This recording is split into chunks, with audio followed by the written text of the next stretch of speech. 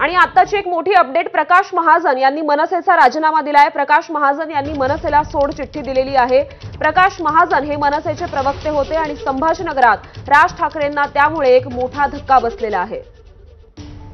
आणि स्वतः प्रकाश महाजन सध्या आपल्या सोबत आहेत, त्यांच्याशी आपण या संदर्भात बातचीत करूयात।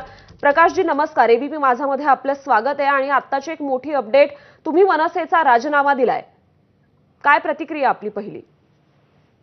नाही, काही प्रतिक्रिया नाही। आता माझं थोडं वय वाढलं आहे, काही गोष्टी सुद्धा मनाविरुद्ध घडतात, त्याच्यामुळे आता नको म्हणून मी थांबायचं ठरवलंय। बाकी कुणावर राग वगैरे असं माझं काही नाही। बरं, पण प्रकाशजी काहीच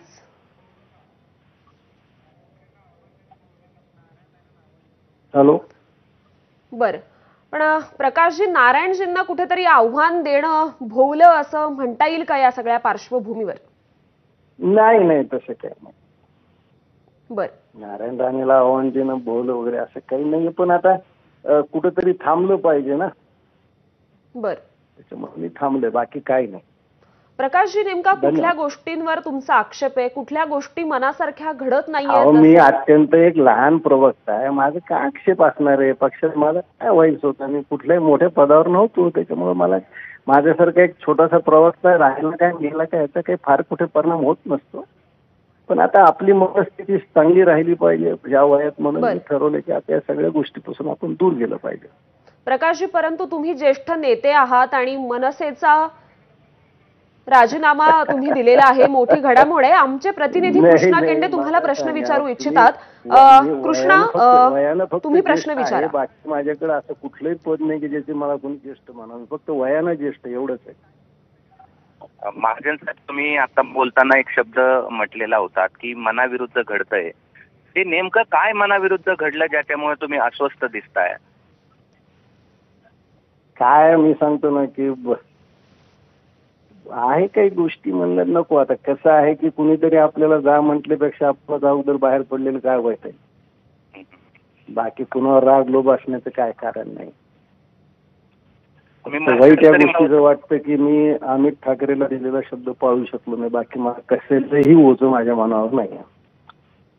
पण असं आहे की तुम्ही मध्यंतरी असं म्हटलेलं होता, म्हणजे तुम्ही एक वाक्य मला आठवतं की राज ठाकरे आणि उद्धव ठाकरे हे एकत्र आले नाही तर नियती त्यांना माफ करणार नाही, मराठी माणूस माफ करणार नाही। एवढी कठोर तुम्ही भूमिका बोलून दाखवलेली होती। हे सगळं कठोर बोलणं तुमच्यासाठी राजीनाम्यापर्यंत गेलं असं वाटतं?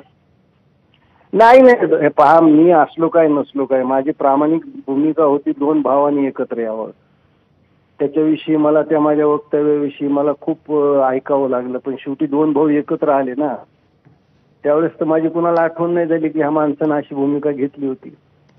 मी आपलं हे पहा, जोपर्यंत मी तिथं होतो मी प्रामाणिकपणे काम केलं, कुठेही माझ्या बोलण्या म्हणण्यात अप्रामाणिकपणा नव्हता।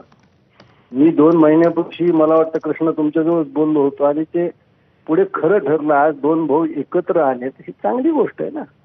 आज नाशिकमध्ये एवढा मोठा मोर्चा निघाला, पण असं असतं दोन भावांनी एकत्र यावे सद्भावना मी बाळासाहेबांच्या समाधी पुढे व्यक्त केल्या होत्या। आता दोन भाऊ आम्हाला विसरून गेले, तर आम्ही काय करू शकतो? आता तुम्ही बोलायला लागलाय तर तुमची अस्वस्थता पण सांगा ना, ज्यामुळे तुम्ही राजीनामा दिलात। नाही पहा, बऱ्याचशा अशा गोष्टी आहेत त्या आता बोलून काही उपयोग नाही। मागे आपली याच्यावर चर्चा झाली आहे, सविस्तर भेटलं तर आपण बोलू। चालेल, धन्यवाद।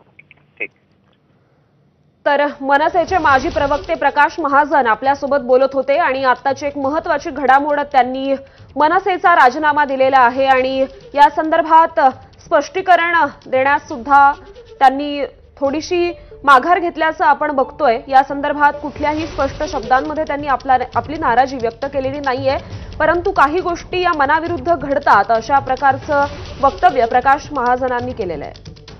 नमस्कार, मी प्रकाश महाजन। माझा